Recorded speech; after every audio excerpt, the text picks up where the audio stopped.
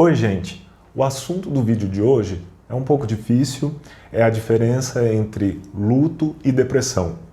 Muitas vezes as pessoas se perguntam quando passam por uma perda, né, ou seja, enfrentam uma situação de luto, se ela é normal ou patológica. O luto é uma reação, um conjunto de reações comportamentais e emocionais frente a uma perda de uma pessoa significativa da nossa vida. E a maneira como esse luto se expressa pode variar de pessoa para pessoa, né, entre cada indivíduo e também nas diferentes culturas. E as reações podem ser desde desespero, medo, angústia ou até mesmo anestesia, que a pessoa não conseguir sentir nada em relação a essa perda. Isso pode acontecer. E a evolução é muito variável. Com relação ao tempo, algumas pessoas arrastam um quadro de luto por muito mais tempo do que outras. E isso não necessariamente é patológico. Isso pode ser normal, pode ser tanto pela ligação que a pessoa tinha, até mesmo por vínculos de dependência ou outras formas aí de dificuldades que ela enfrenta ao longo desse luto, né, como as consequências daquela perda na vida de um modo geral, né, como, por exemplo, perdas financeiras, perdas de desestruturação familiar, até mesmo com relação à saúde, né? Algumas pessoas desencadeiam processos de doença a partir de um luto. E esse quadro ele pode também não ser patológico, mas um mecanismo de defesa, né? Um modo como a pessoa evita sensação de desamparo, de abandono ou de solidão. Então, o que é normal e o que é patológico no luto é motivo de muita controvérsia e muito debate ao longo da história. Inclusive, as classificações diagnósticas que separam o luto normal da depressão foram mudando ao longo dos anos. O que a gente sabe, né, é que existe uma semelhança entre luto e depressão. Né? A tristeza, né, o humor melancólico, a perda do interesse ou prazer pelas coisas, que a gente chama aqui na psiquiatria de anedonia, a falta de apetite, a falta de sono, um desânimo geral.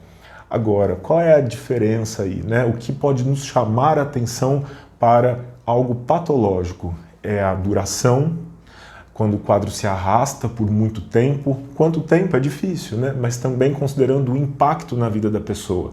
Na depressão, ela não consegue funcionar mais nas diversas áreas: social, trabalho, lazer, cuidado consigo mesma, e ela pode passar a ter sentimentos de menos-valia, que é um zero total de autoestima. A pessoa se recrimina, se sente culpada por alguma coisa que ela fez ou deveria ter feito, mas não fez, ou se sente ainda fracassada.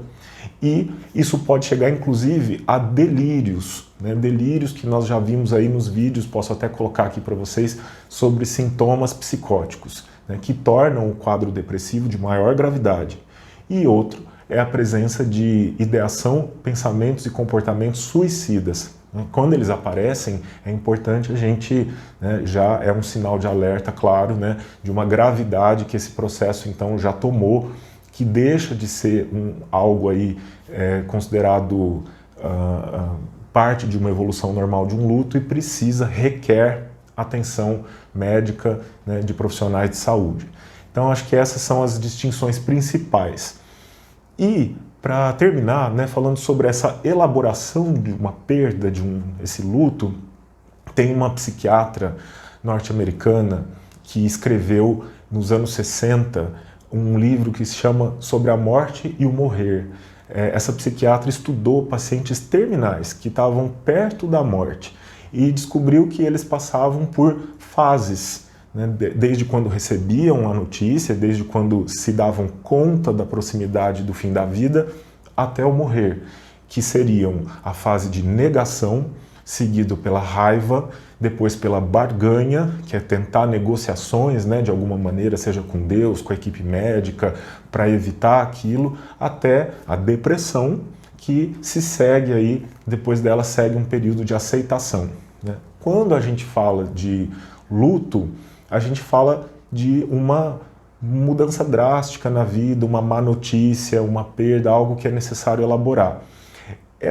Esse estudo dessa psiquiatra foi tão importante que ele ajuda a medicina e a psicologia a entenderem como que nós lidamos com más notícias, com momentos críticos de uma maneira geral. E pode pensar na sua vida.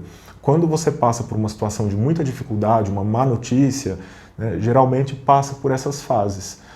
Pode ser que elas se intercalem, não venham exatamente nessa ordem, mas a negação, a raiva, a barganha, então se eu sair dessa, eu prometo que eu vou ser uma pessoa melhor, eu vou fazer isso e aquilo, até chegar na depressão, né, e em algum momento a aceitação.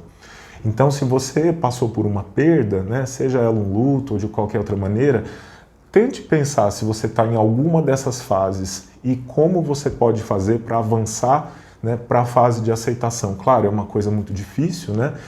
Até que, por exemplo, uma perda seja simbolizada como algo de uma saudade tranquila, né, de uma memória do que sobrou, do que ficou, do que aquela pessoa te marcou.